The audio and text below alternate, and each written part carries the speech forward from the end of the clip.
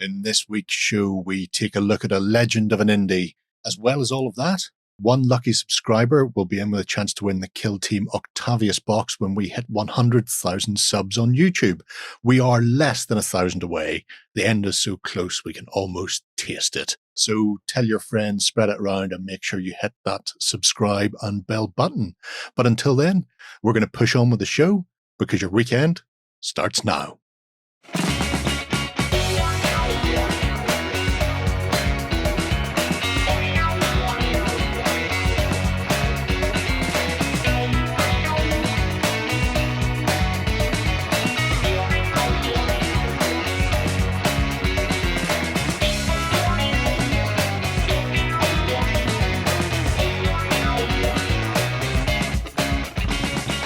Hello everybody, we're back again for another week's worth of catch-up on all the top news in tabletop gaming. With me this week is my other half, Benjamina. Hello. We've got Justin. Hello. And we've even got Free back, despite the fact that you keep demanding that she enters the titles, and I keep telling you that we're going to get rid of her if you keep that up. The fear was there for a second. That's why I wasn't here last week. Yeah, well, the fear definitely set in.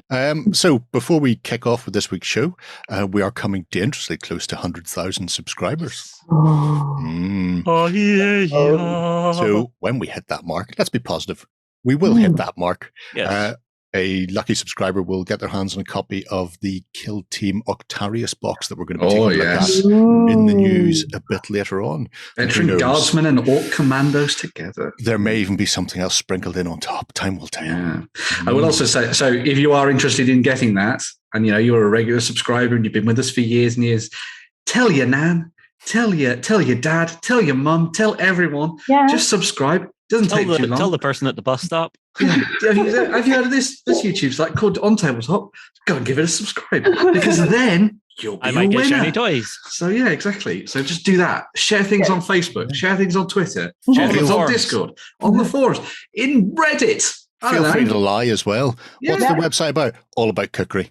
Yes. Fantastic recipes. They do the best engine strip downs and rebuilds on cars that you'll ever see. Just whatever it takes. We're not proud. We'll take anyone. We have done things about eating food on this that site. Is true, But so if you are interested, make sure to get people subscribing, because then you can, potentially win that awesome Kill Team set and dive into it and have fun with it. So. But enough of that. On with the show. And we kick things off, as always, with the most important part of the week. Oh, yes. The indie of the week. Oh, God. I love the ASMR version. It's so much better. People's headphones, all the pots in their speakers really love it as well. This week, we are going to be taking a walk down Fantasy Way with Signum Games and the Legends of Signum. So if people are unaware of Signum Games, they started about 5 years ago, and they started up initially doing big models, resin models for Confrontation to fill in the gap when Rackham stopped producing, when Rackham went under. Essentially, people were still playing and are to this day still playing, and there were things in the books that never got a miniature made of them. So they started off initially doing their own versions of resin models for that, and then developed from there into their own Legends of Signum range, which is an interesting game if you haven't seen it.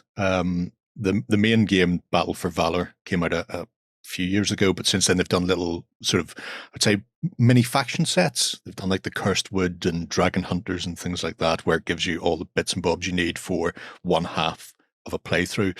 But it's part deck building, part tabletop skirmish game. It really is fascinating. Yeah. Like, because I think we've had a look at this in a lot more detail on the site, which is pretty cool. But as you say, like you've still got kind of like miniature combat and stuff, which is awesome. But then you build up like your city and your town as well at the same time, that then feeds into the game. Yeah. So it feels a little bit like a standard sort of like PC RTS kind of thing, which is really weird. Yeah, you have a choice of 5 buildings for your town that you draft from a choice of about 9 or 10 to begin with, that give you access to various things like increased armor. But then you also have your deck that goes with your factions. So it's worth having a look at that. Anyway, how does the dice come into play? So the dice are for combat. They have a very simplified combat system with bespoke 6-sided dice, but when you have your actual cards, I wonder if we can get a better picture of the cards somewhere. Actually, there's a better picture in the watch, so I'll do this very briefly. The card itself, that's your deck building. I don't want that. I want fighty phase. Fighty phase. The best phase. Best phase. Skip to, there we go. That's excellent. That's a good place to stop. So you can see you've got like 3, L, and 4. Yeah. And that's attack dice, movement range, and wounds. And the attack dice, when you come to actually attack, you choose to split them. So you're going to go, I'm going to put all 3 into attack, or I'll put 2 into attack and 1 into defense, and your opponent will do likewise. So you're both rolling the same type of dice. There aren't separate dice for it. You're just looking for successes on the dice. But it means you can, if something's coming at you and you know you haven't got a hope, you can just go full berserk and throw yourself in there to butcher them wholesale. And likewise, you can see things like on that sort of crit symbol, he receives a wound, a shield will get like +2 attack until the end of this turn. Nice. So the miniatures themselves have a bit of flexibility within the game. Nice. So yeah, it's a really, really fun game. I really like the miniatures they've done for it, and that is part of the reason we're here. So there's a lot to look at. In fact, if I pull up things like this, they do constantly add new things, new to the shores. This will be familiar to you kids because you all play video games, don't you? On your Ataris and the like. I loved this set when we got to look at this. It was really cool. Oh, these are cool. Like you. If you like Dad of Boy. I actually just started playing the remastered version. It's very cool. Very cool. I have no idea what they are about. This is a Triune and Kratos. Sure. It's about a dad and a boy. Atreus and Kratos, from God of War. Yeah. All you'll hear from the bald one is boy. Boy. Yeah. Voiced by Teal from Stargate. From Stargate, that's awesome. Yeah. That might drag him in. Yeah. No, screaming into buying a new console. That's not a Commodore 64. I'll have you know, I've got an Xbox. Filthy Xbox. What? Wow. We'll have no console wars here. Say filthy Xbox. Excuse you.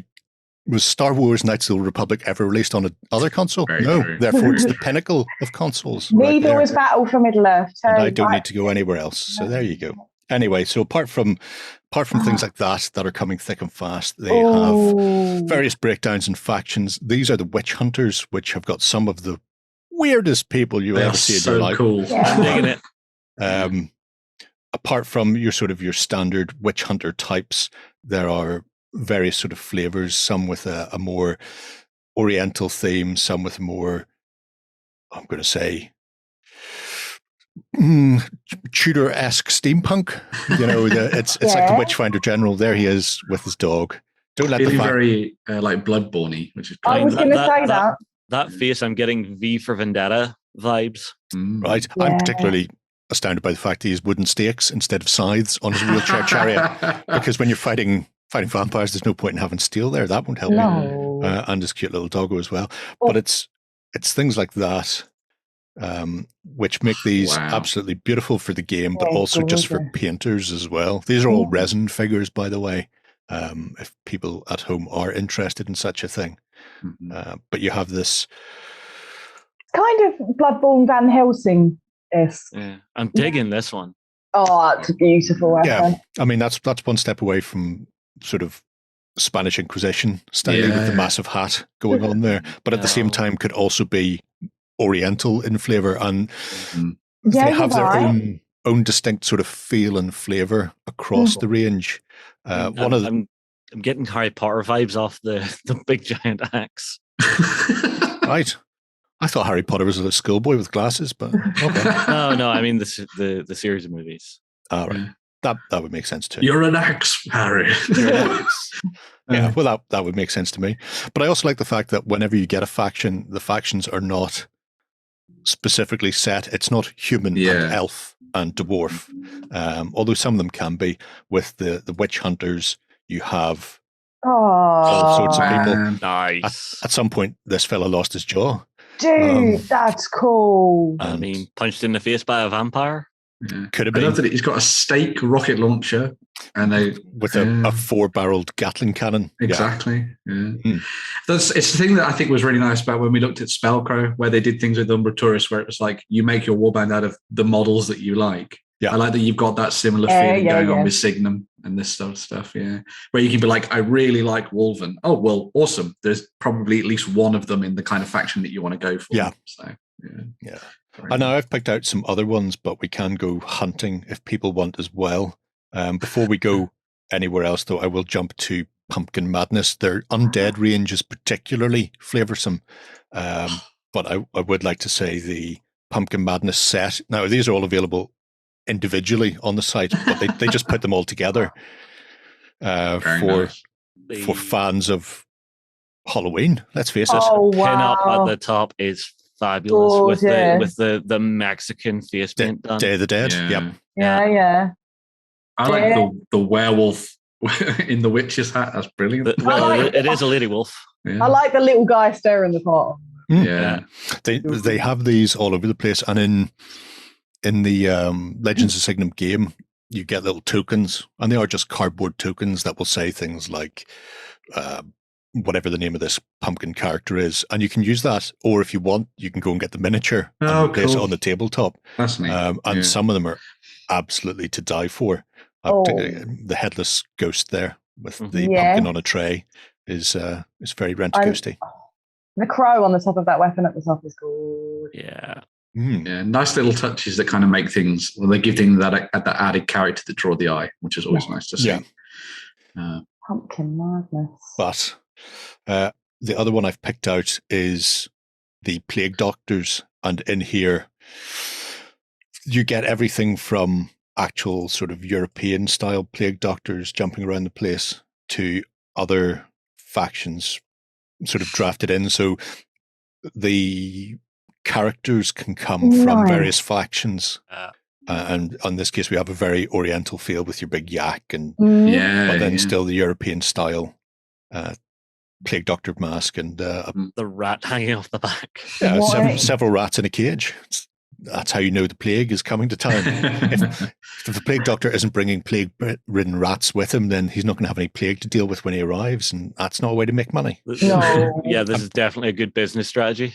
I'm not saying that's what he does, but things like that as well, with the no mask. Oh, yeah. As well, from the theatre, and then I'm not sure what the name of that is. I want to say mandolin, but it's probably not. No. No.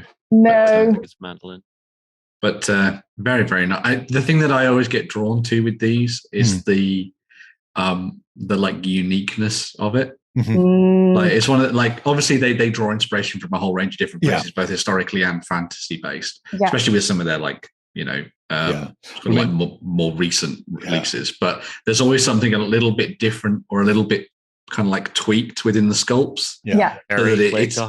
So that it's immediately Signum, if you know what I mean. Yeah, I mean, they've gone from specifically having a very Rackham style, which there's still undertones of it in there. Oh, yeah. But over the last 5 years, they've moved away from that into something that is more their own. And I mean, he's a delightful fellow there. Look at him administering the plague. I mean, antidote. It will help you. Yes. Yeah. Oh, that's cool. I love the little bishop. By little bishop, you mean bishop's head on a bunch of rats? Yeah. That's ultimate disguise. But again, these would be tokens for the Plague Doctor set that are cardboard, or if you want a bit more three-dimensionality to your game, then you want these sort of things here. And I will finish off the Plague Doctors with the League set. Whoa! Nice. And yes, he has got a very long set of forceps, and he's picking up the rats and placing them in the sack, or taking them out of the sack and daintily placing them in people's houses. The choice is yours. You know, imagine him flying across the rooftops, just stopping at a chimney, going, and just "There you go, children. A gift for you." It's how the gift of plague is brought from house to house on Plaguemas Eve.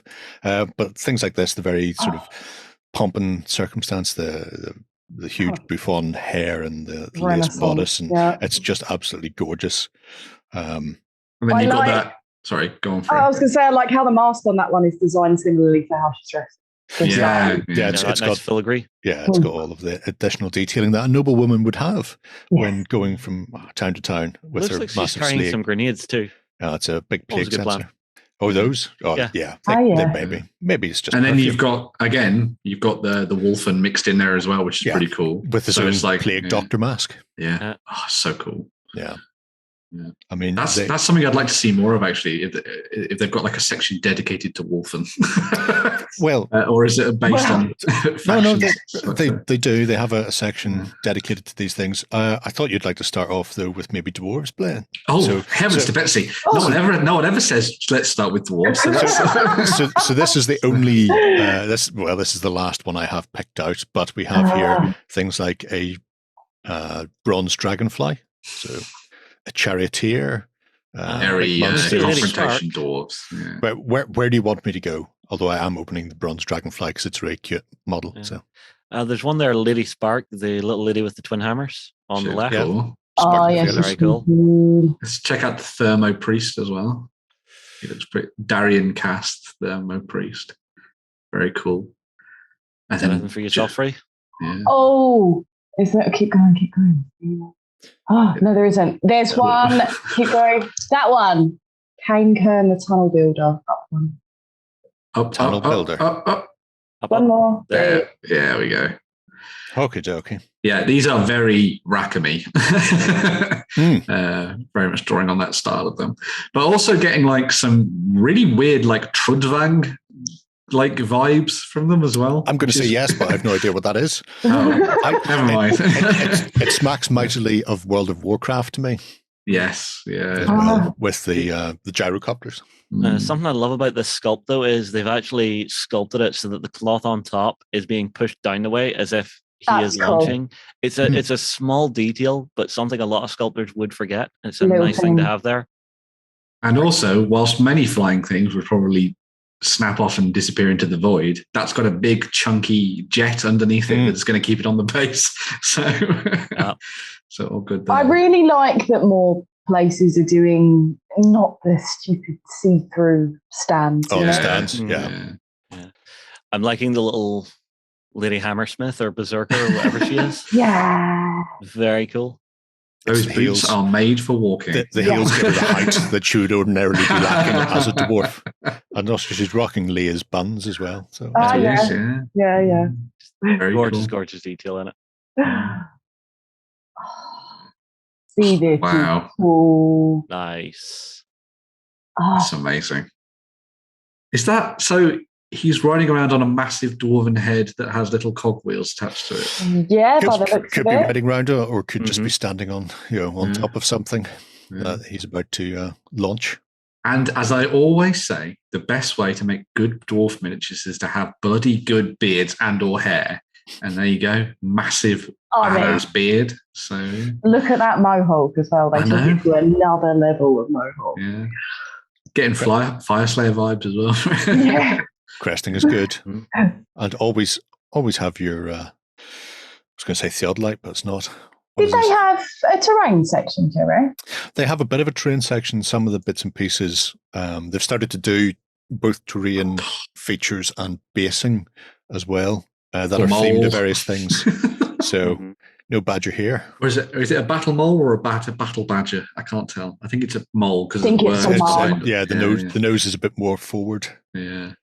There's even the only way to tell for certain though is to take bits off it, and I'm not taking any of its armor off it. He looks particularly grumpy. Well, considering that he's a tunnel builder, I presume that would make sense. Yeah, makes sense. It would be a mole because he'll jump off to hit the big rocks, but the mole just run through the dirt. It's got a big tail on him.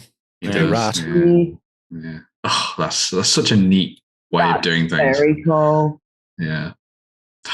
Very cool. Keys, just the detail individually, the keys. He's got blasting charges and everything on his back. Stunning. Yeah. So, terrain then. So terrain isn't going to be massive. They tend to be sort of set on pieces to go with like the bases. But there are a few nice ones in amongst them. So If you spell anything on the scenery way, elements for the different factions, so you can kind of like theme things as you're playing the game. That's nice. Yeah. So I need to grab that one because that's always good for laugh. And everybody loves a good trade. What is the prisoner one? Someone strapped upside down to a massive axe. The hell? Right. Have you not seen one of those before? No. There they are.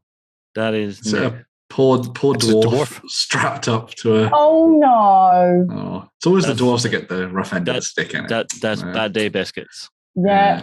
Right. Yeah. You don't know whether or not he asked to be strapped up there. I mean, that's true. Yeah, consent. They've just put it on upside down. Yeah. Love this with the little winged things on them. That's a nice looking tree. The eyes in the tree as well. That's really good.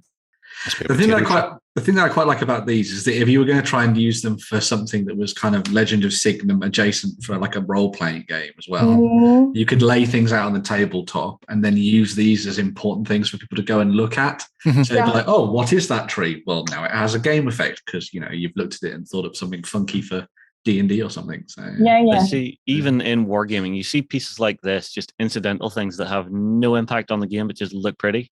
They can really enhance your play. Table dressing, yeah. I'd say siege mantlets and stakes would have a big gameplay effect for archers out there anyway. This is a fair point.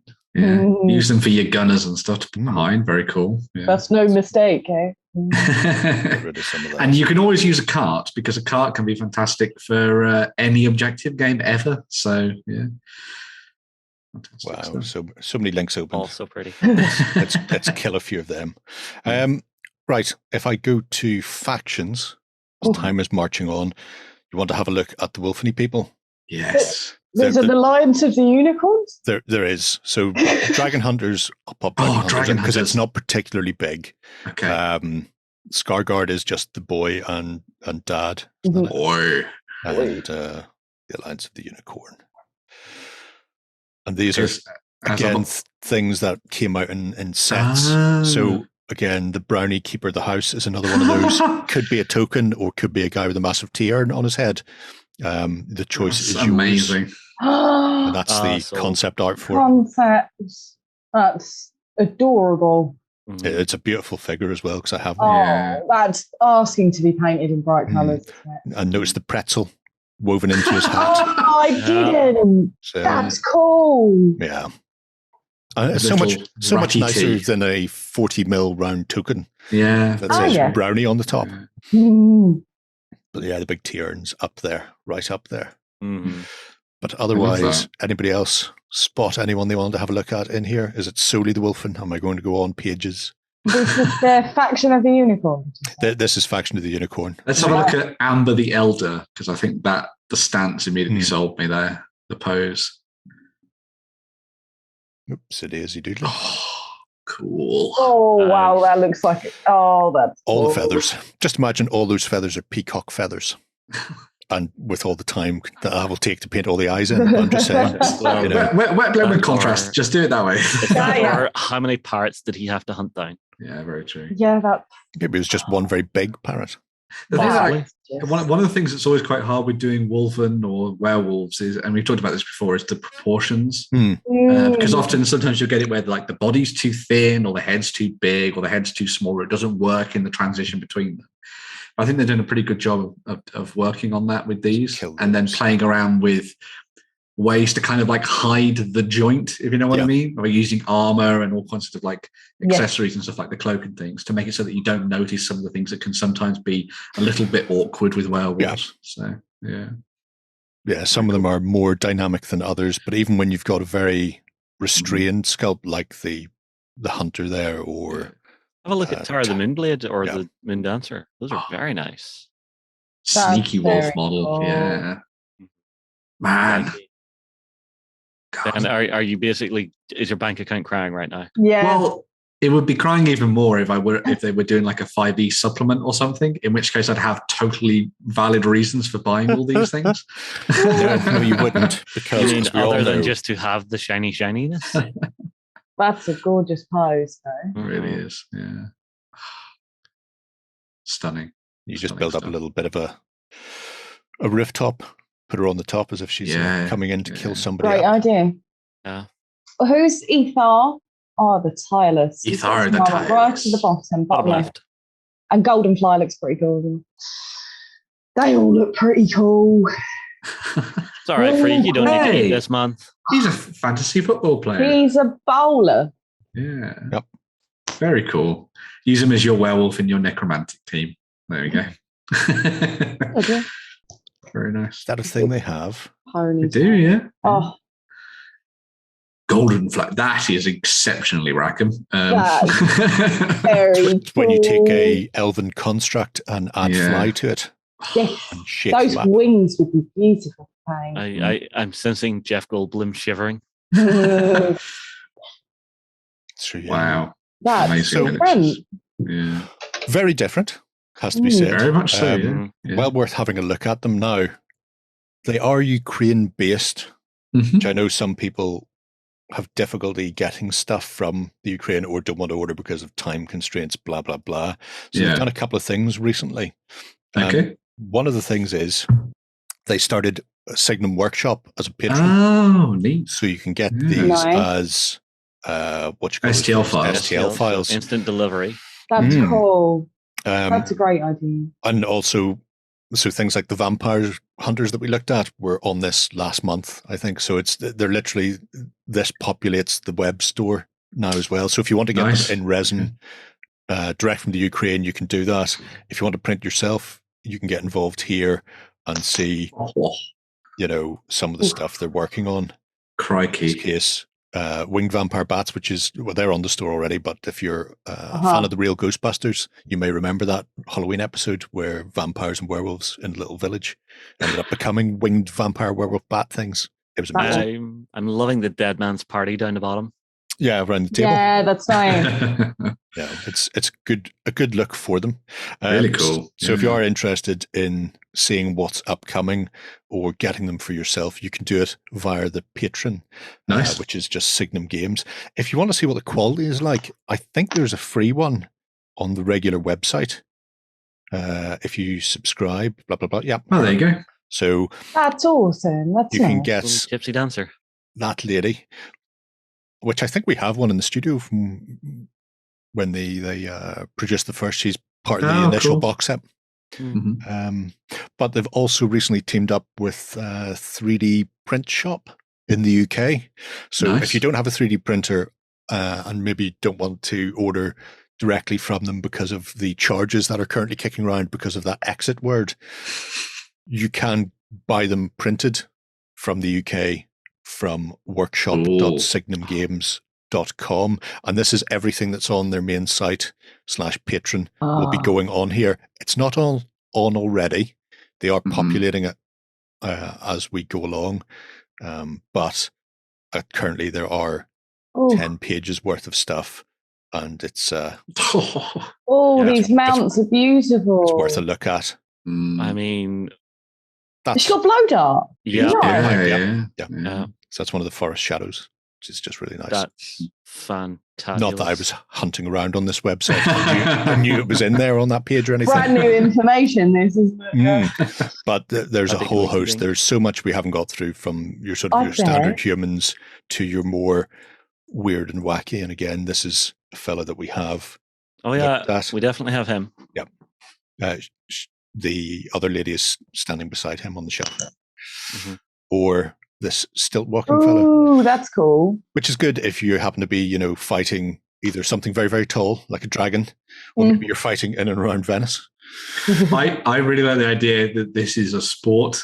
Stilt jousting. Yeah, they each have to stand on stilts and duel each other. I think that would be great. It's a good way to go, yeah. Or if you like fighting a troll, I shall poke your eyes, sir. Exactly. This is just how he avoids the plague. He walks too high, so he's not just gets away with it all. I'm above the vapors. Also, they break things down based on the League of Signum Games factions. Right. But if you're not playing League of Signum, if you're one of those filthy role players who plays incorrectly with miniatures, they've also broke it down by class and race. So you can go, I need a barbarian, I need an assassin, and it will show them all regardless of what race they happen to be from. Nice.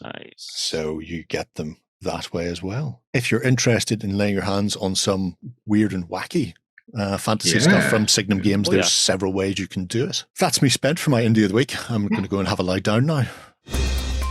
Coming to you from the center of Northwestern Europe. Covering board games, war games, card games, and all that you love. It's the news. So we're starting off with the folks from Battlefront Miniatures, who've been doing some funky stuff with the community over the last couple of weeks. So they have launched what's called Operation Uranverein. I'm going to say that's how it's pronounced. And this is a choose your own adventure style campaign, which I know is probably going to confuse a couple of people, but I'm going to go into it. So what they have been doing is they've been talking to the community, who have been coming up with missions, which are then voted on, that they then play out in their studio and delve into a large campaign following the Americans trying to stop the nuclear project by the Germans during World War II. They have already played out one of the battles, which was over last weekend, which they did an awesome job on live streaming it via Twitch and stuff like that. You can actually watch the VOD on YouTube as well, which is pretty cool. But every week for the next little while, they're going to be doing the same kind of thing, where during the week, they will accept submissions for the mission type, and they even have a big thing set up so that you can plot out your missions and the objectives and all that kind of thing. Got a nice little map that you can look at and sort of plot out deployment zones and things, which is really, really cool. And then towards the tail end of the week, they'll start opening voting on the missions that they're going to play. And then on the weekend, they're going to actually play the game, which is pretty awesome. So they've been doing some really fun things with this. It's a really nice way to get the community engaged and diving into something that's a little bit sort of different from their normal stuff that they've been doing over the last couple of months. And a really nice little way to dive into World War II with Battlefront there. Nice. I also like the fact that they're opening up and going, show us what you've got. Show us what scenarios you would create, because scenarios are always a big thing, especially for World War II, and doing a set of narrative ones, especially behind the German nuclear program, is really interesting. For me, the most interesting thing on this page was actually way down at the bottom, where they actually give you the table layout that you can download, so you can make your own deployment zones and mission setups and things like that. So when you're actually generating your table, even if you're not doing it specifically for this, just having access to that as a resource is really nice. I really like that, because it's not just go off and make a scenario.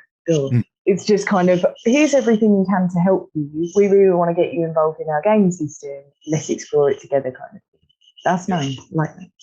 See, Flames of War campaigns are always really fun. I remember we actually did a rule set here in the office when we had a Team Yankee boot camp on. I think we actually did, like post-nuclear launch rules with Phil Yates, which was really fun. That sounds cool. I imagine there wasn't many people left on the tabletop after the post-nuclear launch. Well, it a lot of tanks, not much infantry. Yeah. There's a lot of things you can play around with in the historical thing, because that tends to be focused more towards kind of like narratives and scenario building and that kind of thing. So it's a pretty cool thing for them to play around with. The question is... I was going to say they could then nick those later on down the line and put them into a supplement. There we go. That's one way of doing it. I'm just wondering how many German scientists you're going to have to kidnap / save. Well, it depends. They're doing it based around Telemark and the heavy water plant. Which is good, because there's a fantastic film about that and there's a terrible film about that, and I love them both equally. So, if you as is the way with things. Yeah, if you get the chance to watch The Heroes of Telemark, you should. And if you want to actually know what the Heroes of Telemark were really like, look for the Norwegian film from the 1950s that actually starred some of the Norwegian commandos who went into the British. Wow. That's impressive. It's an excellent film and That's much more accurate. One. It is the better one. The other one stars Kirk Douglas. Accurate. The Chin himself. Highly accurate. Highly accurate. But yeah, so apart from nuclear water in World War II, we've a bit of fantasy to look at. Yeah, so Signum Games have been putting together their Battle Havoc line for, I think it's a couple of years now. They started off with the Battle Havoc rules back, I think it was 2019, and they've been working on it throughout this year as well. And they're going to be putting towards, this has all been working towards a new edition of the game, and also this BattleBox, which you can see here. So Battle Havoc itself, I've not dived into the rules too deeply, but it's a game that can be played on a sort of scale agnostic scale, I guess. So you can play it as small as 10 mil or as high as 28mm, because it's all based on the base sizes that you use. The actual set that you see there, which is that BattleBox that's going to be coming out very, very soon as part of their pre-orders, is based on 28mm miniatures. It's very old Hammer inspired. It's been designed so that you have, let's say, 5 to 10 units, miniatures in a unit, but that then represents hundreds of figures, for example. So it's slightly abstracted in that sense. Obviously, if you're going for smaller scales, it will become more sort of in line with the numbers of troops that you're using on the tabletop. But as I say, they've been working on this for a little while. They've got the core rules that you can download and have a look at. Hi. They've got all their previous army lists from the last edition of the game. And they've also got like a little bit of a compendium as well that you can go and check out too, which kind of allows you to dive in and play around with the rules and decide on your own army lists and that kind of thing. All of it's available, as you can see there, for free in PDF form, so you can just go and check it out, download it all and give it a go. But if you want to dive into it and get, the physical rule book and everything like that, you can also just go and check out that BattleBox when it comes up for pre-order as well. A nice little one, especially if you're into your old hammery stuff. So. That does look like it's been designed with nostalgia. It's also, the 4-page primer there gives you a rough idea. You're playing this on 100 centimeters by 75, so this is kitchen table style. Nice. And then you can drop it down if you want to drop it down.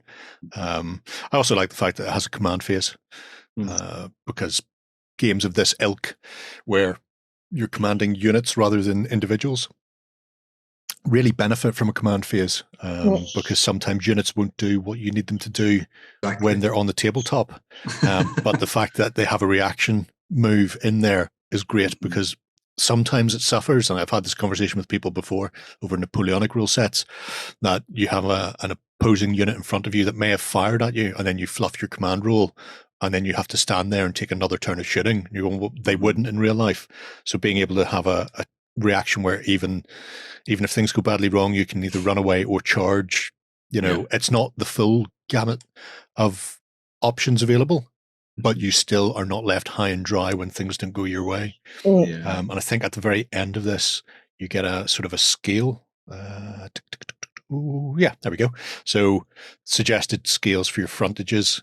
So if you're playing with 28mm, you'll mostly be playing on either 20 square or 25 square. So 3-man frontage for your 28mm is fine. 40mm for 15 or 10 is perfect for anybody into Whamster, Fantastic Battles, DBX systems. If you have historics and things like that already, you're already halfway there. It's particularly good for Warmaster with the 40 by 20 is pretty much, let's face it, it is just Warmaster. Yep. Basic right there. But yeah, it's a nice little, I've only had a look through the primer. I haven't had a look through the full rules, but it seems to cover quite a lot of the stuff. And I'm kind of getting more and more into my smaller scale unit battles at the moment. I'm sure you've got some in storage, Jerry. I'm sure you've got some. Might have done, yeah. I'm digging the fact that they've got weather in the game. I might get to see that. To see that on Sunday. Little 10mm building. Yeah, they've done some really fun stuff with this range. I think a lot of people were talking about the miniatures and something as well. They're based on, is it Black Tree Designs? I think it's Black Tree Designs. Yeah, so they've got the license to create them, so they've really got that old Hammer feel of it.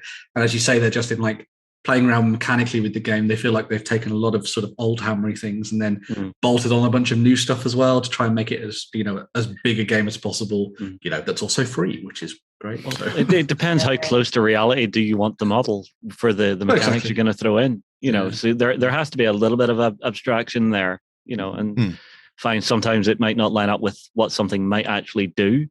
But it's a game at the end of the day. If it provides a good game, that's the main thing. Yeah. If we're having fun, that's all we care about. I will also point out that as well as that BattleBox, which we saw there was a couple of other images showing off some painted sets there. So that's their Dwarven Expeditionary Force and their Ork Warband that they've done as well. But they also are working on expanding out their kind of lizard folk range. And they're also, I think it was recently in the last couple of months, started putting some wood elves into the mix as well. Nice. So if you're interested in playing around with the different factions, they do have lists for a whole bunch of different things on there. So they've got undead and that kind of thing too. So kind of like all the staples that you'd need in the fantasy world. But the two sort of the dwarven faction and the orc and goblin faction are very much more fleshed out, and the others are sort of slowly coming to life as they go. But the game is effectively miniature agnostic in that respect, so you can just use whatever the hell you want and play around with it. So it's the best way. All good in the hood, I believe you could say. Yo, boy. Down with the kids, Jerry. Down with kids, indeed. I feel like an old man. Anyway, moving on from land-based fantasy, we're going to take a sort of dip in the ocean waves, and Mantic have been working on their Twigletkin.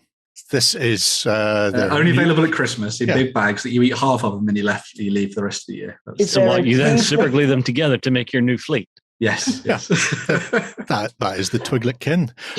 So the Twilight are elves who've gone wrong and become a bit too enthralled / fallen to the Nightmare faction in the world of Panathor. And as you can see from their ships, this sort of extends to all things where Nightmare are sort of becoming reality on board these ships. They look a little bit bitey. They are a little bit bitey. That is probably an ideal way to put it, as the sort of the Night Stalker flavors the ship. So, bit of an interesting concept for them. Not specifically the fact that the Nightmare realm has sort of come to reality, because it's sort of all pervasive already. But the fact that I know they are working on elven ships, the fact they've decided not to go with the elven ships, just monsterfied, but instead use human fleets, is a little bit different and unexpected from them. But I do like what they've started to put together. So there's going to be the same as the other fleets, a standard core fleet plus a booster, and then within them you'll get things like this, the Butcher. So it's one of the larger, sort of more brutal ships with a lot of broadsides on it. They are also the cannonades, they're called in Black Seas, which the game is developed from, but they're close weapons. They are brutal and brutal deluxe, so they've got 4 per broadside. So if anybody gets up close, they will get a hammering. Not much in the way of long range weapons for any of these ships, or indeed the flyers, which work like the little sloops. But the idea behind them is, when you get up close and personal, you will do all of the damage.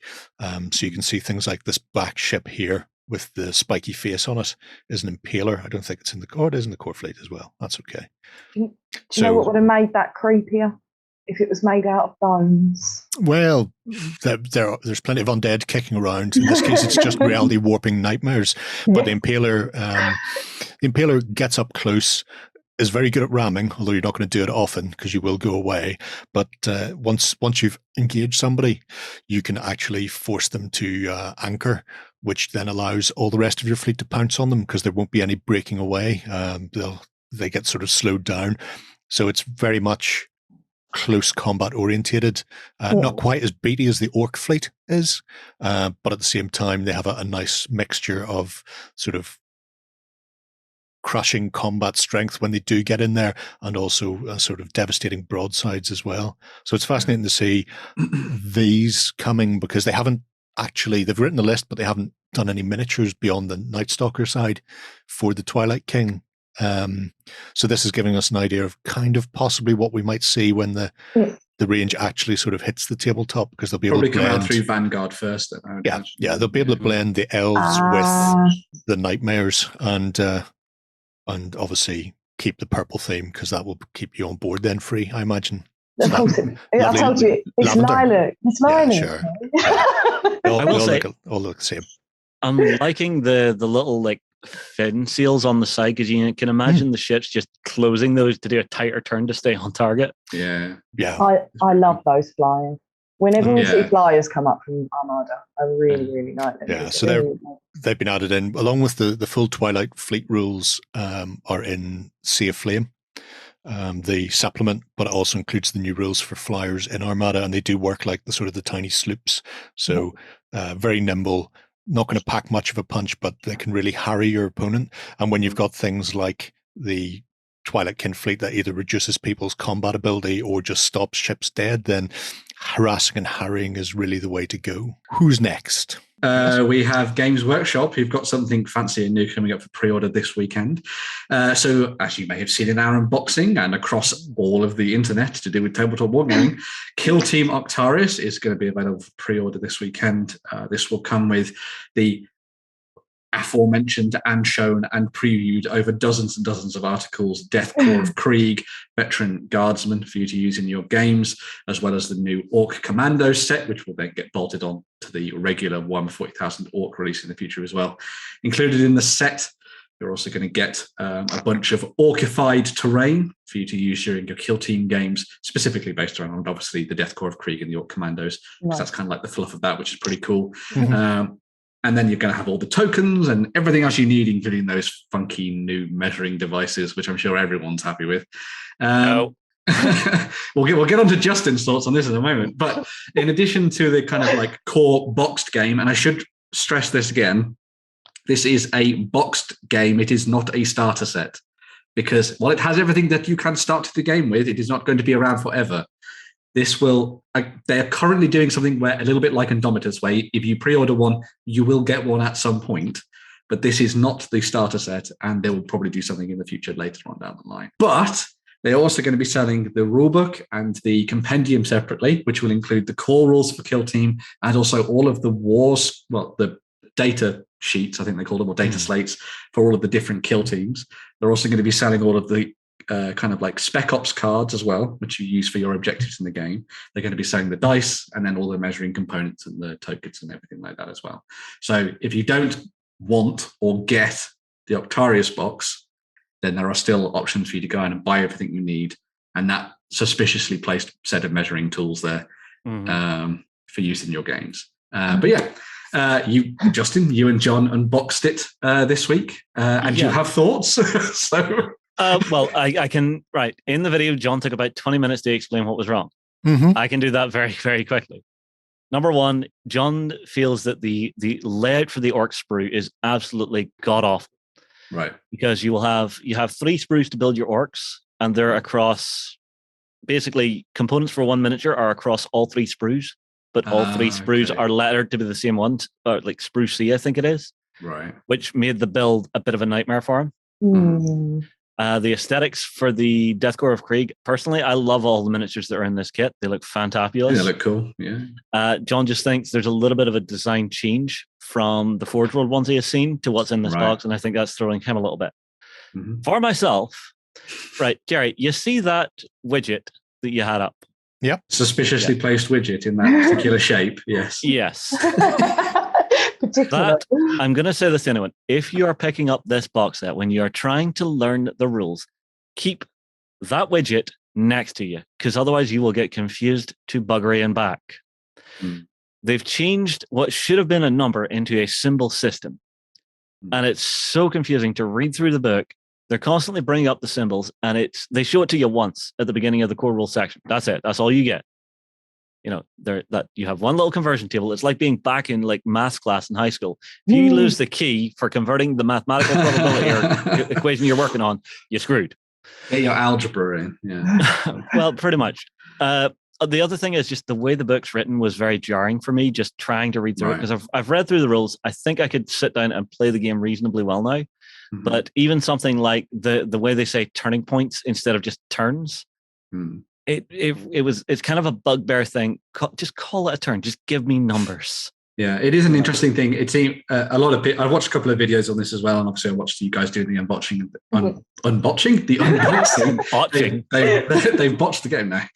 So I've watched you guys do the unboxing. Obviously, seen a couple of videos online and that kind of thing. And I think the case remains the same across pretty much all of it. Where you say like the game can be played and it could be a lot of fun, and there's some really nice stuff in there, especially when it comes to the kind of campaign-based element of things. I think they've hurdles to entry. Yeah, they've really pushed that. But there's a couple of things where they've kind of just changed things seemingly for the sake of being different, rather than just keeping things like inches and well, I mean, I can kind of understand what they're trying to do with it now that I've had a day to think about it, because it's basically a movement point based system, right? Yeah. So you'll have X number of movement points, and you'll have your movement limit, which they've converted to symbols for some ungodly known reason. Well, not everybody uses Arabic numerals. That is true. Yeah. Some people use twigs, maybe. I don't know. Fair enough. Saga players use twigs. It could have been explained far, far simpler. Just going, you have movement points, and here's the movement limit. If you don't use up everything in your movement point, it's wasted, it's lost. Yeah. Let's move on. There's been some interesting points raised around that actually, because a lot of people have been talking how it's not new. Like, for example, we've talked about Saga does small, medium, and large. It takes away the idea for inches. Yeah. Star Wars uses, small, medium, large as well, basically, with the movement system for that. I think for a lot of people, it was very jarring because obviously it's got Warhammer 40,000 in the box, and people kind of expect a Warhammer 40,000 game to have some kind of similar elements in it mechanically that will allow you to come across. And of course, some of that is still there. And I personally, I'm happy that they were like, we're going to try and redesign this and have a good crack at it. But there are just a few things there which, as you say, kind of like smack of like, so you changed that because of that? Yeah. It's the conveyance of it. I had to read the thing like 5 times just to get my head around it. So I think I could safely call myself a veteran gamer now. A veteran gamer having to do that, read 5 times the same thing to understand it. Yeah. Not so great. And imagine a new player that's never had the concept of a wargaming mechanic in their head before. It's going to blow their minds. So this doesn't use the same rules that Kill Team uses then? So this is an entirely redesigned version of Kill Team. It's not. Yeah. So we obviously Kill Team was 2019, 2020? Well, 2019 and most of 2020, wasn't it? Yeah. And that was basically a new version of that game. And I think there'd been some stuff before that as well. But that has been completely redesigned in this one, where they've changed a lot of things. They've taken out some mechanics as well. So morale is no longer an issue. So how sometimes it'd be like, oh, now my guy's just run away. Yeah, they've tweaked things and played around with that, so there's more mission-specific things. They've also brought in a lot of stuff from the existing editions of 40k and like Age of Sigmar as well, where you can play the game in different ways. So you've got open, matched, and narrative play. And from what I've seen of the game anyway, I think the massive focus on this is for it to be played in that campaign-y fashion, similar to kind of what they did with Warcry, where they're kind of looking at it and being like, yeah, you can play it a whole bunch of different ways. You can play it at tournaments, etc., etc., etc. But the real meat of this game comes in the campaign element of this. And while there might be a bunch of stuff that they've fallen down on kind of like a design principle side of things, I think the campaign elements of this seem really, really fascinating. And for someone like me anyway, who like wants to play 40k, but as you can see by my elder behind me, doesn't really want to build a massive list full of tanks and all sorts of different weird things, right?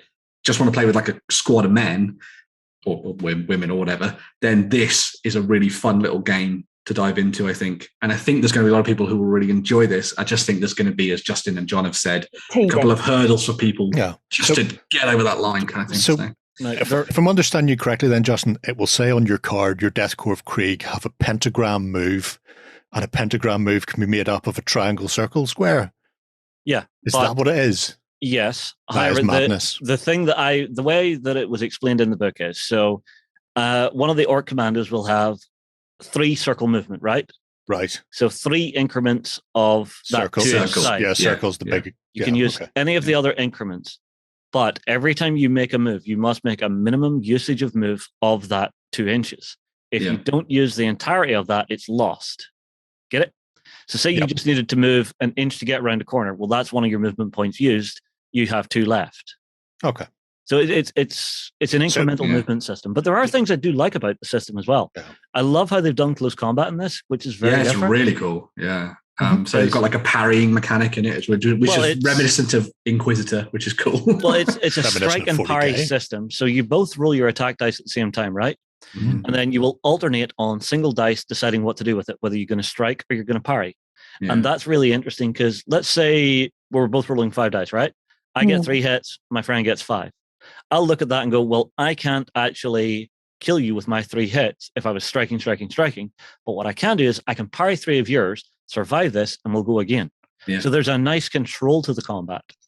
See, what I think's confused me more than anything with this is because obviously I've been keeping an eye on this, what's going on, is that obviously this isn't set up, as Ben said, as a starter set, but they have changed so much that it could have been to a point to introduce these new rules, to introduce the new...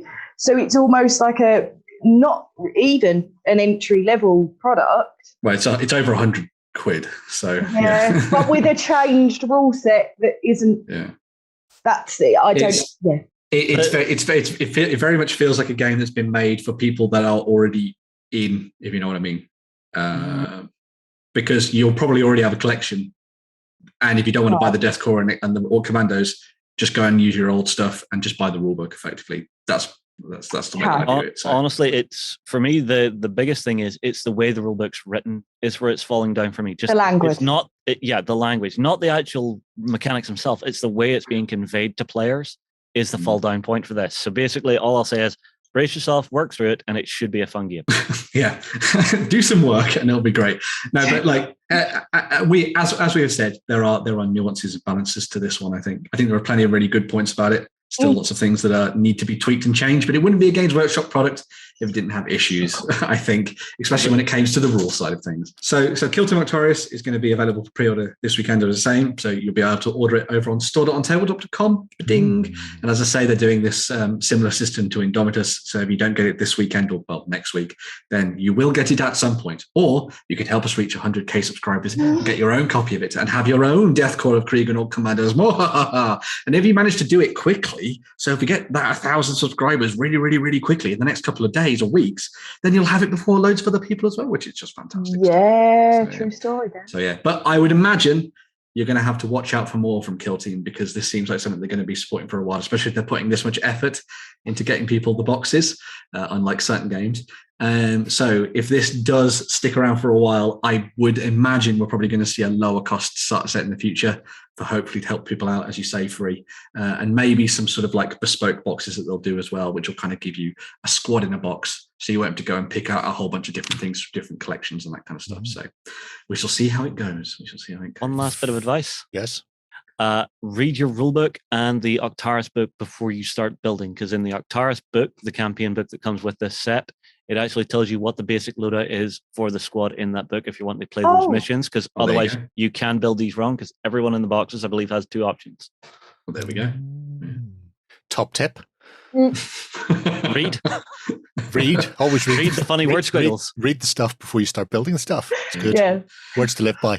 Ben, we are going to go back to Tiny Fantasy for one last bit of news. Of course we are, because as if anyone who saw the Cult of Games XLBS last week, I've been diving into the world of 10mm, which has filled Jerry with glee. Yeah. But Printing in Detail have been doing some funky stuff once again. As people will know, they've worked with companies like Forest Dragon in the past to do their amazing Wood Elves in 10mm. Now they're working with a company called MiniRat, who have a fantastic Patreon, which we'll look at in a second as well, to bring forth the Empire of Man to the tabletop, which, of course, is very reminiscent. In fact, looks very similar to the Empire from Warhammer Fantasy Battles. So if you're going to be diving into a little bit of kind of war mastery and or fantastic battles on the tabletop, maybe even a little bit of battle havoc, these will be pretty cool for you to go and check out. So to begin with, they have managed to pick up everything that I think MiniRat have done over, I think it's the last couple of months. And so the premise is that Printing in Detail then take those STL files, instead of you having to print them yourself, you can just grab them as raw physical loveliness as you see here and drop them onto the tabletop and start painting and having fun with them. So they have got a couple of different heroes. They have an Empire General, Karl Franz. They have an Empire Wizard, Balthasar Gelt. They also have all the different core troops that you'll need to start playing the game. So you have halberdiers, you have handgunners, you have detachment regiments, you have Empire Knights, sort of Reichlanders, if you want there as well. Reichsguard. Awesome. Reichsguard, sorry. I would love to see them do things like Knights Panther and the Knights of the Wolf and everything. Oh, Knights of More. Yes. More comes on the tabletop. They've also got artillery pieces that they've been working on. They've got flagellants for those people that want to do slightly more Sigmarite style army following the rise of faith into battle. And they've also got, as Justin exclaimed about earlier, the wonderful steam tank there. I think it's a joy to behold. Stam tank. I mean, I'm not sure what the ventilation's like in there if you're having to spend a few weeks on campaign. Probably terrible, especially because no one washes in the old world. So they don't want to catch a chill. Are you trying to murder him, giving him a bath? Of course. I will point out that there are a couple of additional options that aren't previewed here in these pictures over on the web store. They've got the things like the detachments and stuff as well there too. So if you want to go and check those out, you can indeed do so. It's a lovely set of figures. Oh, it's lovely. So they've leaned into the 10mm of it though, with the big heads. Yes. Yeah. But I think for a lot of people that are maybe trying to plug the gaps in their War Master armies, Jerry, this is pretty cool. And they have been designed basically to fit that mold. Is this why you've included this? Just to taunt me? Yes. I will say they've got the worst of all possible Grand Wizards. Balthazar Gelt is an arsehole. So. He was just terrible. I'm trying to remember the name of the one who preceded him and should have stayed because he never got a miniature, and then he came along with this gold mask clown. And but anyway, don't worry, they'll include another arsehole soon in Volkmar the Grim. Probably is Volkmar coming? I hope he will. They've soon gripes from the old world. Yeah. They have also, as Jerry's checking out here, got a Patreon page. Don't mind me. So this is MiniRat's Patreon. So if you want to get your hands on the STL files for all of these different characters and print them off at home yourself, and you can, of course, do that. As you can see, on his Pegasus as well. Is that Griffin? Yeah, so that's Deathclaw. Deathclaw, yeah. I'm just looking at the multi-barrel rotating cannon piece. Hellblaster Volleygun. Yeah. Von Meinkopf's whirling cavalcade of death. Absolutely amazing until it blows up in your face. But yeah, just like a Skaven engineer would do. On the subject of Skaven engineers, obviously we're seeing a lot of Empire here, which is fantastic. He is called MiniRat, though. Has he done MiniRats? Just I don't actually know.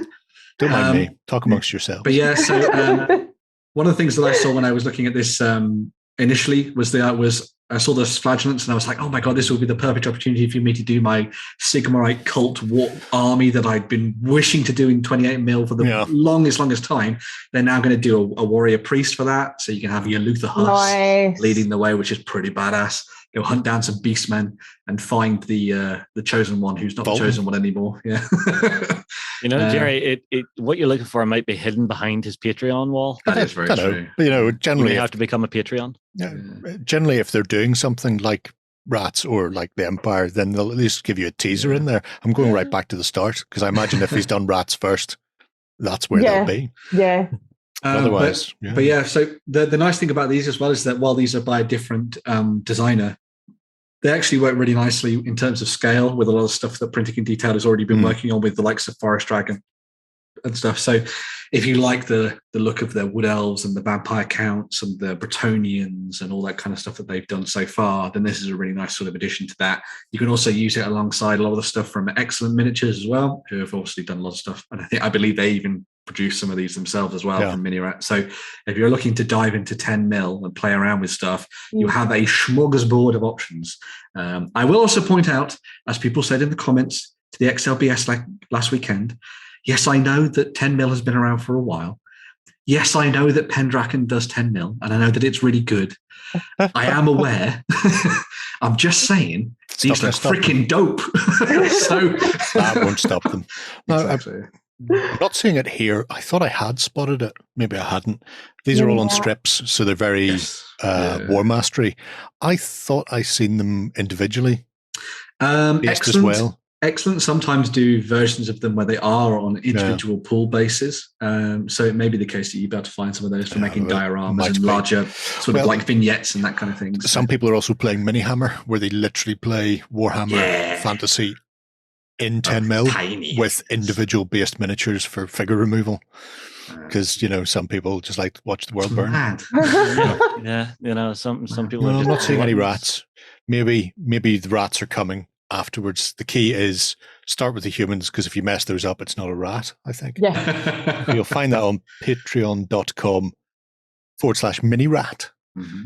All one word, no hyphen, which is very important. But they are a lovely set of figures. I don't need any flagellants. I think I've got enough flagellants. Yeah. I will also say that Halberdiers and Knights, though. We have done unboxings of the stuff that Printing in Detail did for Forest Dragon. So you're interested in the quality, because one of the things a lot of people see with this is like, how did they print it that amazingly? Is that just 28mm and they're lying? Well, Jerry shows off the Wood Elf stuff and sort of dives into it. Nice. They do come with all the structural support still attached. So snip. So it's up to you to remove those when they arrive. And that way, at least, if there's any breakages, it's on you. Just like Justin with danglers, we'll get the clippers out. That's the bring back an old joke. Auckland long rifle, nice. Yeah, it used to be an upgrade for your Imperial trips, not in Warmaster, just in regular Warhammer. Yeah. I love you, Ben. I'm so glad you brought them to me. I giveth And I don't take away. No, you don't. Yeah. Other people then take my money away, so that sort of accounts for that anyway. But that's us for the news. A wholesome set of bits and pieces to get you going. I think that's whet our appetite for a little bit more in the way of 3D printing.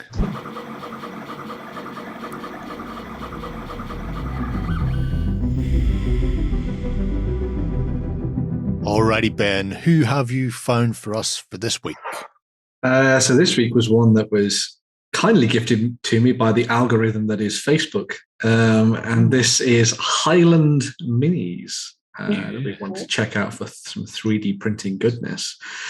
Stumbled on this, as I say, just because scrolling through social media and because I click on everything to do with miniatures, the algorithm gives me more miniatures. And so this one was really fun to actually dive into. And it was a little bit of a surprise. I'd never really heard of these guys before, but they do some really funky stuff. I guess the overall sort of broad theme for them would be historical, but also fantasy. Could be used for both, probably slightly more leaning to fantasy genre. They've done some really funky stuff, including, as Jerry is showing off here, some very nice Monty Python-esque miniatures. I love that they even added in particular elements for magnets to be used, so that you can, in game on the tabletop, cut off his arms and give him but a scratch. Nice. Paint the big red boar's head on his tabard, and away you go.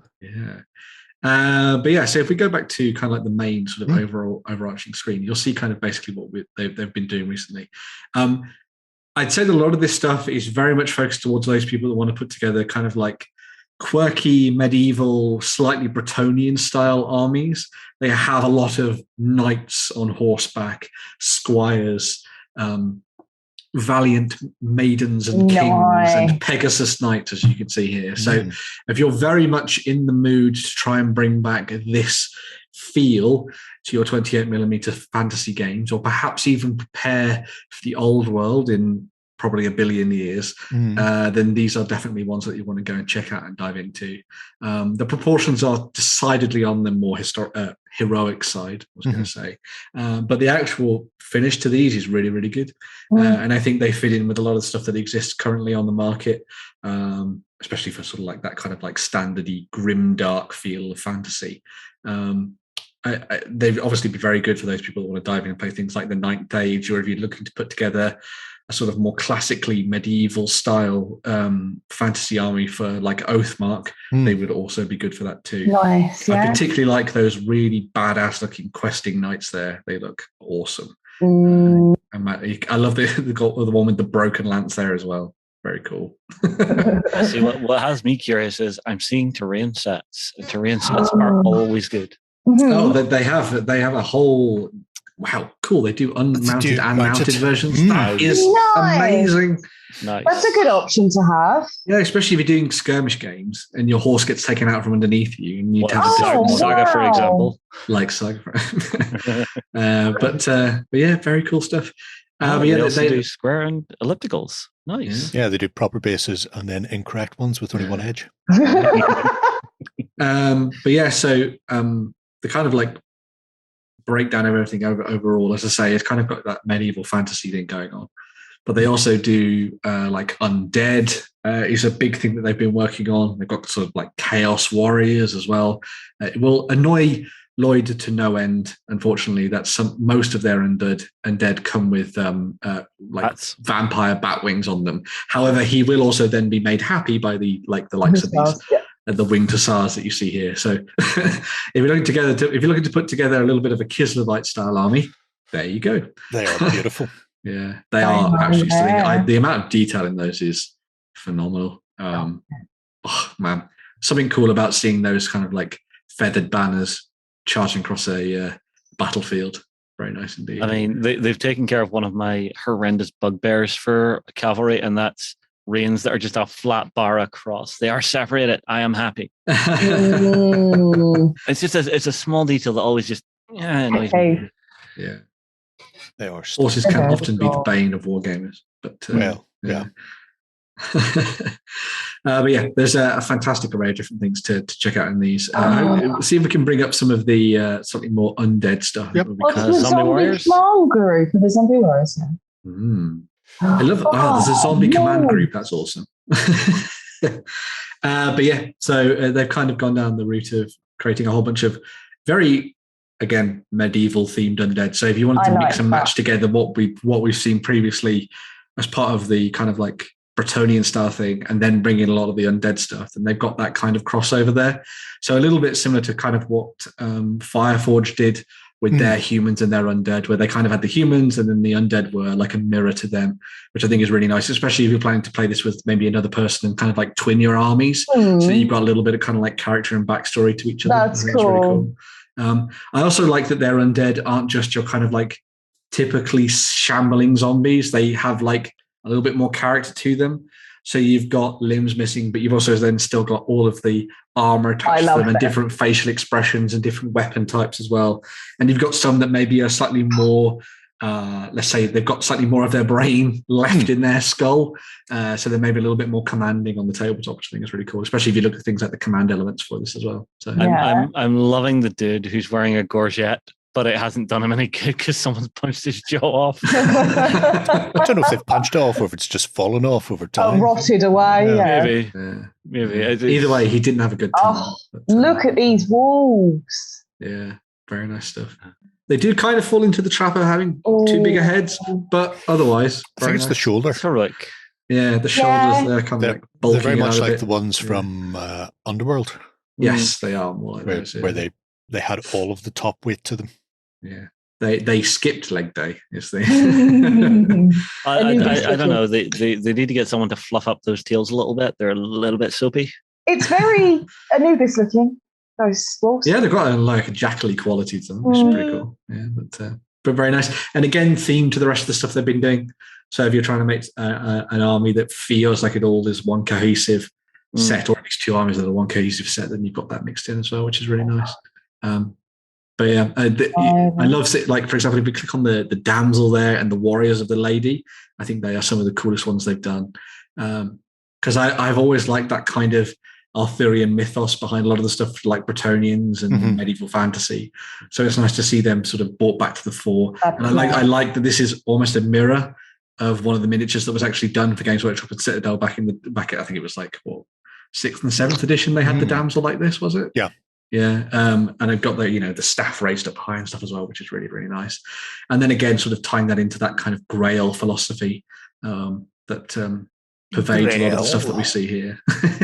We already have one of those. It's very nice. They are gorgeous. Very cool indeed. All very cool, especially since obviously we've unfortunately it's not available in the UK yet, but the Green Knight is out in cinemas in the US and stuff, which is getting people very hyped up for a lot of kind of Arthurian-y stuff. But yeah, very nice stuff. I like that these are warriors of the lady in a very literal term as well, because they are like, no, we're badass ladies who've probably stalked out of a nunnery, armed ourselves to the teeth, and are now going to go and kick ass in the name of our lady. So it's very cool stuff there. Very nice. It is. Got a kind of more like World of Warcraft-y Lordaeron feel to their armor, which is cool. But yeah, very cool. I'm getting very strong waves of zealotry coming off them. Yeah. Yes. Paladins for Basileia. Yeah.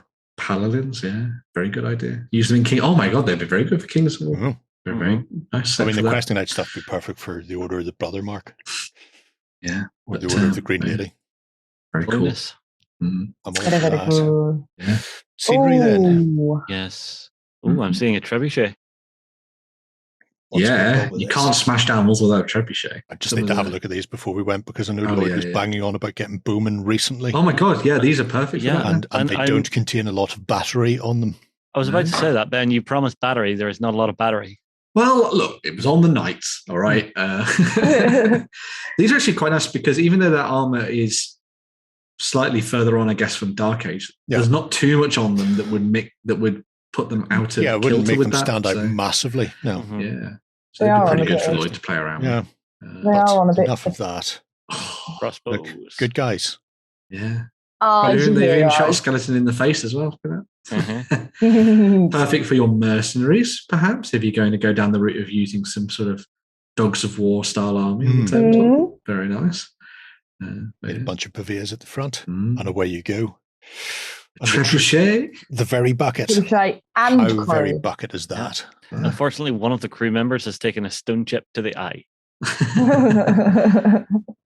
Who says you need depth perception when you're firing something at long range, eh? That's to be so fair, cool. The size of the stones, bricks, masonry, rocks, they're winging down there. You don't really need to be that accurate. Yeah. You're aiming at a city or castle. Yeah, it's kind of more to whom it may concern. Very cool stuff indeed. Yeah, but a very nice range that kind of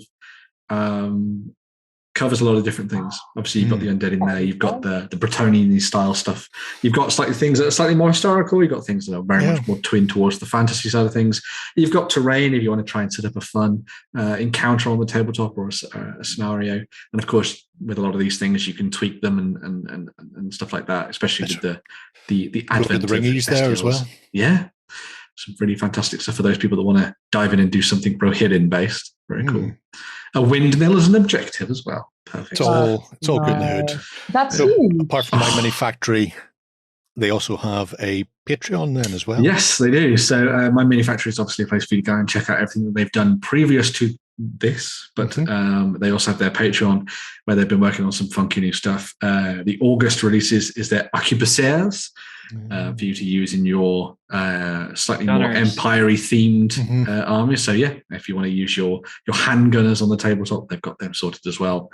Some pistoliers were recent too, which is pretty cool. Or maybe they're upcoming for September. That would be pretty nice. Oh, I love the 3-barrel pistol at the back. Yeah, that's cool. Repeater pistol, very cool. Man, God, it's making me want to make an empire army. There's an interesting thing there. A few places do this. Yeah, they do the merchant tier. I really wish that they would then list who has it on their website. So, because it's all well and good going, you can back us, and therefore people can then buy from you, and then you never know where they actually are in the world. But they're gone, yeah. Yeah, they're all sold out. So there are people in the world producing this. Yeah. Who knows who they are? It's usually on Etsy, probably. Yeah. Most likely. I will say that MiniRat do that on their page. They have a list of all the people, which is quite nice. But definitely something that would be useful to add to this is actually just list those guys out. It's just like especially if it's near the top kind of thing. Yeah, very cool. But yeah, if you're interested in diving into, oh my God, I've just seen that other side of that stuff on that banner. Look at all those amazing foot-mounted, foot-based spearmen. Oh, they're amazing. Detail on those shields is exquisite. But yes, before we get sidetracked anymore from looking at Highland Miniature stuff, make sure to go and check those guys out on My Mini Factory and also over on Patreon as well. The links to both will be in the description of this video and on Tabletop. Did you win one of our prizes? Find out on our prize claim center over at OnTableTop.com. Here we list all our previous prizes and those who have won. If you see your username, fill out the form to claim your prize. All prizes must be claimed within 30 days. How are we going to round out this week? What have you found for us in the world of crowdfunding, Ben?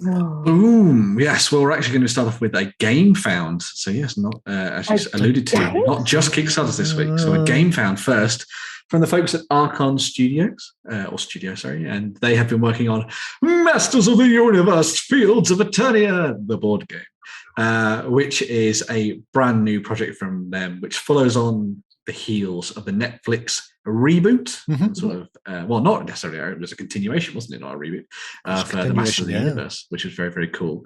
So in this, you will be playing as the Masters of the Universe themselves. So you've got He-Man, you've got Teela, you've got Man-at-Arms in there, and they will be going up against the likes of Trapjaw, Skeletor, Evil Len, and the likes. Triclops, who I think is just the funniest character.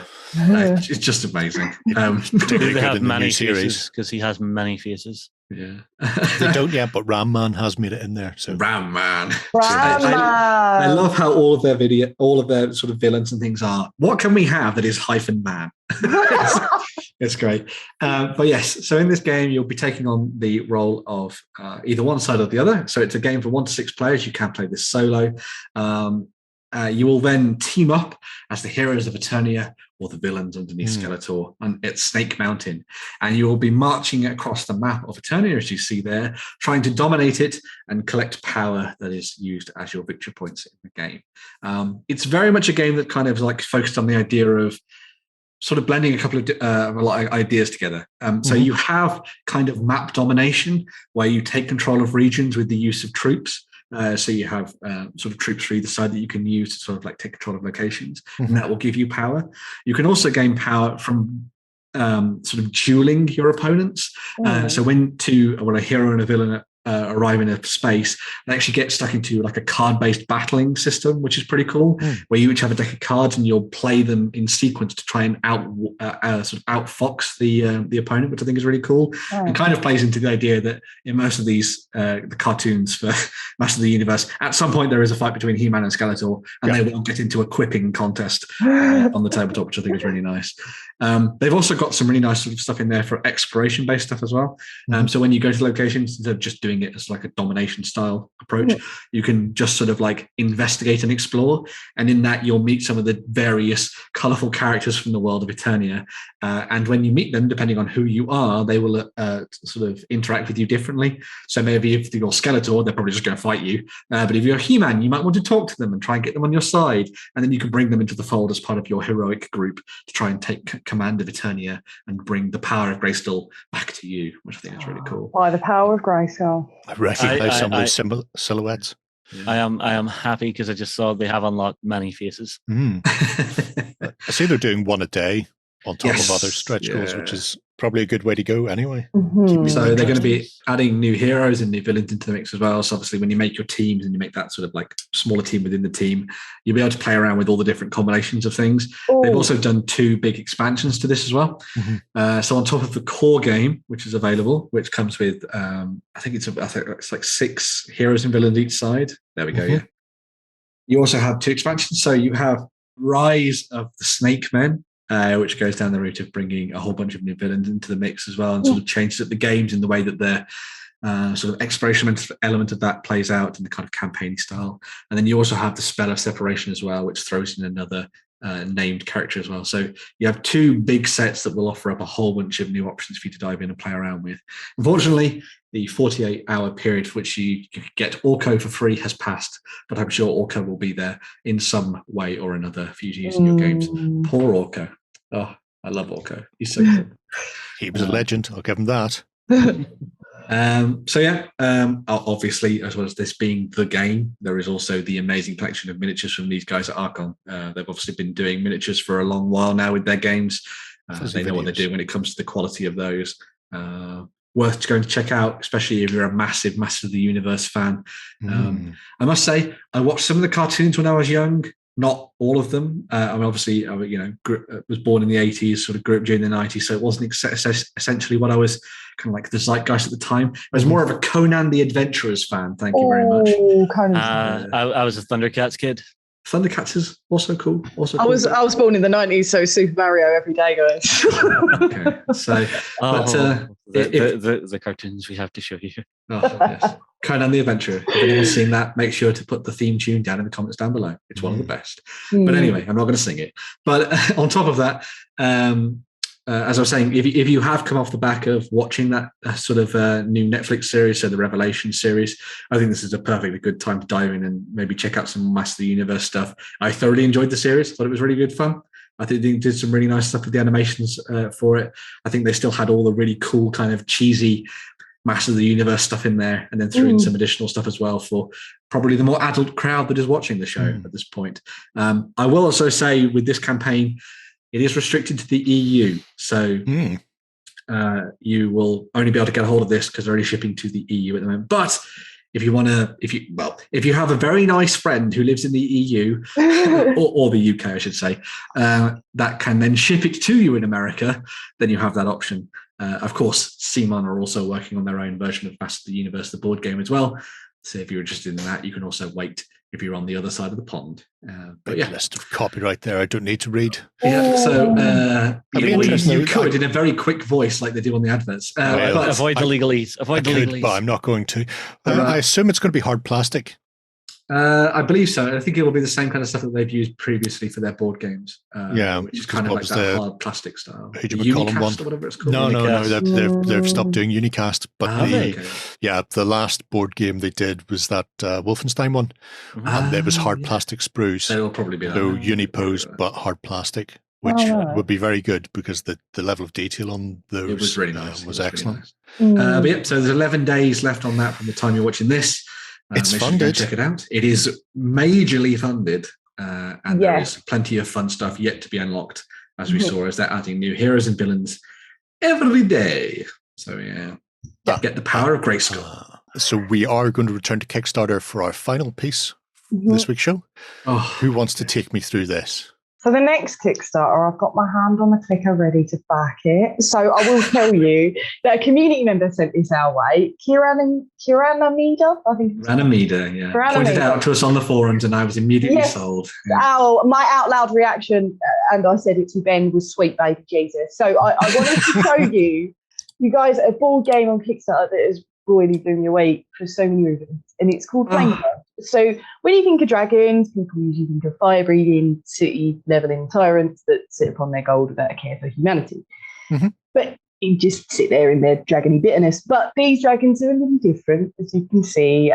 These dragons have got a place in society, and they bring all individual jobs to complete in a small, fantastical world. So I want to introduce you guys to the artisan dragons and the marketplace they belong to. You can see there.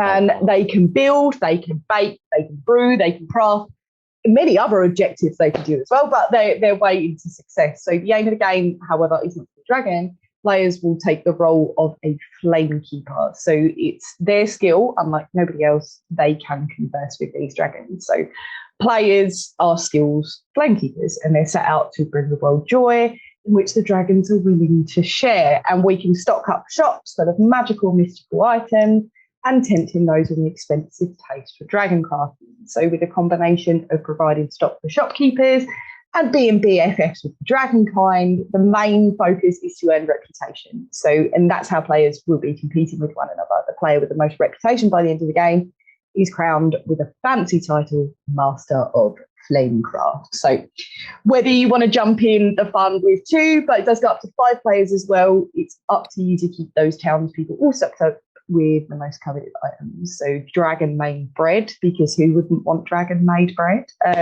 Especially if these that adorable, but there are some rarer dragons as well. Past the bread, beet, iron, crystals, plant and potions, and they offer like a very particular set of skills. Not like dragons.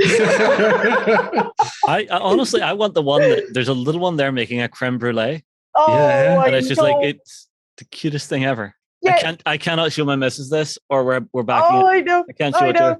It's difficult. But you've got those skills. They do offer loads of reputation to the player, depending on who it is. But the campaign itself, it offers loads of different pledges depending on what you want to get out of the game. So if you're looking for the standard edition, there's also the deluxe edition where you get the miniatures as well. And the miniatures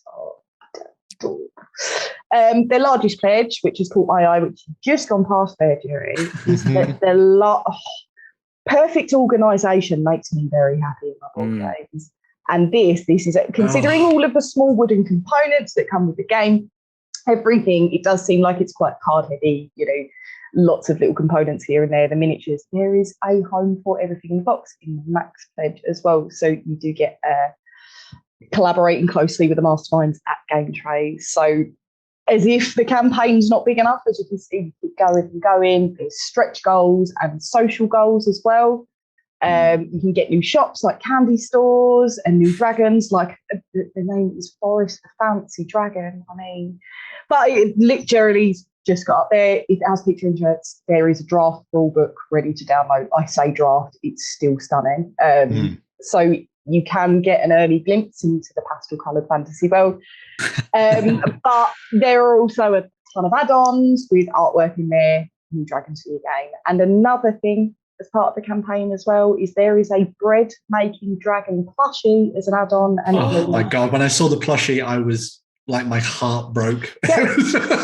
And I was like, he's making bread. That was it. I was gone. He's making bread. So there is a ton of stuff put into this. But as I said, there's a lot of add-ons as well, just in case you do want to just get something extra as well. But by the sounds of it, with all of the stretch goals that they have, with all of the social goals that they have, going on to the max pledge on this, you are going to get a lot of stuff. Yeah. Look, the fancy dragon mini is in lavender. I know. It's in lilac now. It's made specifically for you. Just for you, Freak. Just for you. Oh my god! Oh, I know. Look at this bread dragon. Look at you. I can't. It's ridiculous. My eyes can't handle it. Move on. It's just so adorable. But the campaign's already smashed its initial target. So you're now knocking down stretch goals like there's no tomorrow at the moment. So there's still, is it 21 days left? 21 days left. So they work in, you can just go and visit some dragons and pop down to the coffee shop and there's some dragons there. You know, what perfect world would that be? But if the fire-breathing dragon lighting a kebab skewer on the front cover didn't physically draw your attention to this game, then you know you've got to look at the other jobs. You know, absolutely stonkingly funded as well, which is always good. And can I just say how much I appreciate that video? Simply because the speed at which it moved, because I had to stop the Masters of the Universe one because I was in danger of having a stroke. Everything was appearing and disappearing off screen so quickly. It was like, it's edited so fast you're not allowed to see what's happening or even focus. This at least has a nice sedate pace to it. And for that alone, they have my eternal thanks. Also, I can't help but feel like it's a touch of the Pratchettism where you have swamp dragons. Yes. In Ankh-Morpork, people buy swamp dragons all the time, use them to light their fires, use them to fuel their furnaces, use them for all these different things because they're cutesy and very compact and easily carried, as opposed to having to cart around massive machinery. The cutesy version there is very nice, but in my mind, the whole time it will just be Ankh-Morpork. I do have a question. When is the due date on this? When's the delivery? Oh, I'm not too sure about delivery on this one. We have a Jerry for that. Yeah. When is this? To be honest, though, what I do want to say specifically about this game mostly is I got lost in a wormhole of the artwork. July next year. Okay.